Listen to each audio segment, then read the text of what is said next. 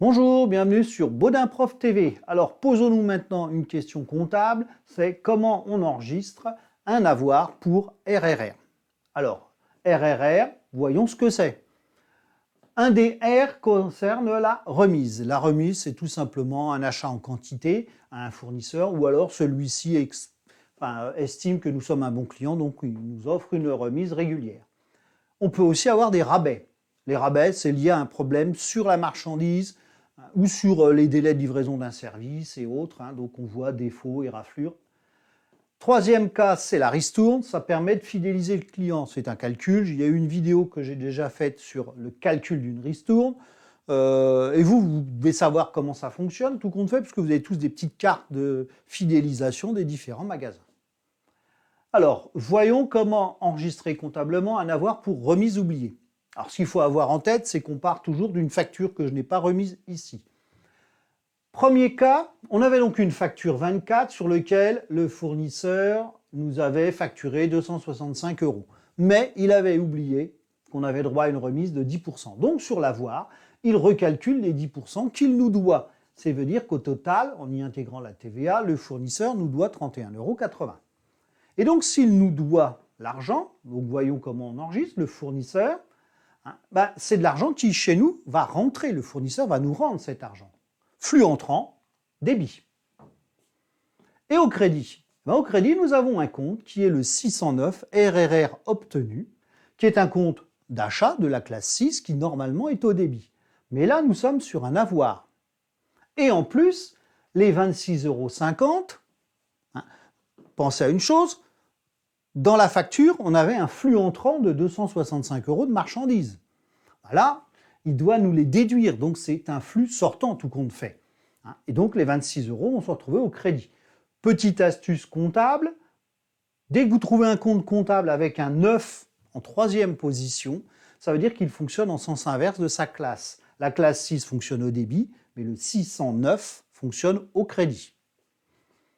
La TVA, elle est calculée sur les 26,50 €, donc la TVA va suivre les 26,50 € et se retrouver au crédit. Bon, j'additionne mes deux côtés pour vérifier que je n'ai pas fait d'erreur. Donc l'élément important ici que l'on vient de travailler, c'est le 609 RRR obtenu sur achat. Mais il n'y a pas que des remises qui peuvent être oubliées. On peut nous accorder un rabais. La marchandise a un petit défaut, par exemple. Voyons comment ça s'enregistre.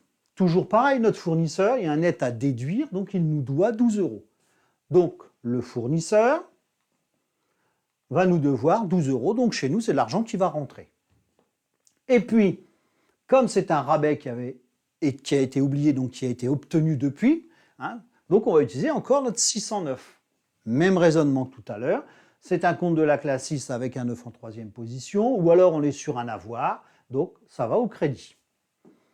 Les 2 € de TVA, les 2 € de TVA vont suivre le 10 € parce qu'ils sont calculés dessus, donc ils vont aussi au crédit. Et là, j'additionne et j'ai encore mon équilibre partie double.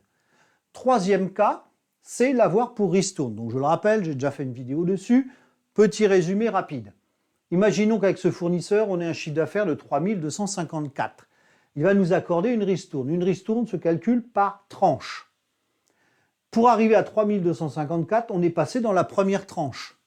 On a déjà fait au moins 1000 € de chiffre d'affaires. Donc de 0 à 1000, c'est une tranche qui fait 1000 €. On a droit à 2%, donc 20 €. La deuxième tranche va de 1000 à 3000 €. Donc l'amplitude de cette tranche est de 2000 €. 3% de 2000, on a bien nos 60.